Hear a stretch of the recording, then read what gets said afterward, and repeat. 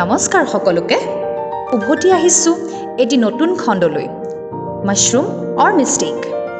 এই এপিছডত আমি কথা পাতিম কোনটো মাশৰুম টক্সিক হয় আৰু কোনটো এডিবল।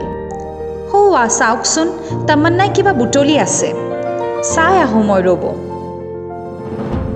কি বুটলি আছ? ইমান ধুনীয়া মাশৰুম চাহ, আমি খাব পাৰিম। তই যোনটো মাশৰুম বুটলিছ সেয়া টক্সিক হয়, আমি খাব নোৱাৰোঁ।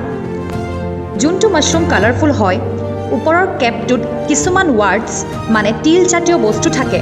ঠাৰিডাল যোনটো মাশৰুমৰ ভাষাত ষ্টক বুলি কোৱা যায়, তাত যদি ৰিং বা এনুলাছ থাকে আৰু তলৰ থোপা নিচিনা বস্তু থাকে যোনটো ভলভা বুলি কোৱা যায়, সেইটো সাধাৰণতে পয়জনাছ হয়।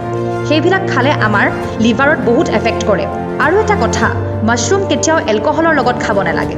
বহুত জেগাত মাশৰুম পয়জনিং কেছো ৰিপৰ্ট হৈছে, যেনে মণিপুৰ, ত্ৰিপুৰা, মেঘালয়া, আনকি অসমতো আৰু মিজোৰামতো।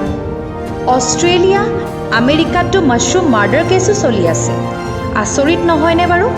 ইয়াৰ সলিউশ্যন কি? আমি খাবলগীয়া মাশৰুম কেনেকৈ চিনি পাম? ভয় কৰিব নালাগে, মাশৰুম খাব লাগে। মাশৰুমত মাছ, মাংস আৰু গাখীৰতকৈও বেছি প্ৰটিন আছে। জেগাই জেগাই মাশৰুম এৱাৰনেছ মিটিং পাতিব লাগে।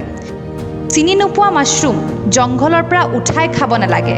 মষ্টলি কাল্টিভেটেড মাশৰুমছ বহুত আছে, যেনেকৈ ইণ্ডিয়াত বাটন মাশৰুম কাল্টিভেট হয়, শিতাকে হয়, অয়েষ্টাৰ হয়, সেইবিলাক আমি খাব লাগে। এষাৰ ইংৰাজীত কথা আছে নহয়, choose your friends and mushroom carefully, one ৰং পিক কেন বি টক্সিক। এয়া চাহ, মই তোৰ কাৰণে বাটন মাশৰুম লৈ আহিছোঁ এটা কাল্টিভেটেড ফাৰ্মৰ পৰা। মই বুজিলোঁ, ঠিক আছে, আমি এতিয়া খাব পাৰিম, ব'ল। আমি কিন্তু কাৰাই মাশৰুম খালোঁ।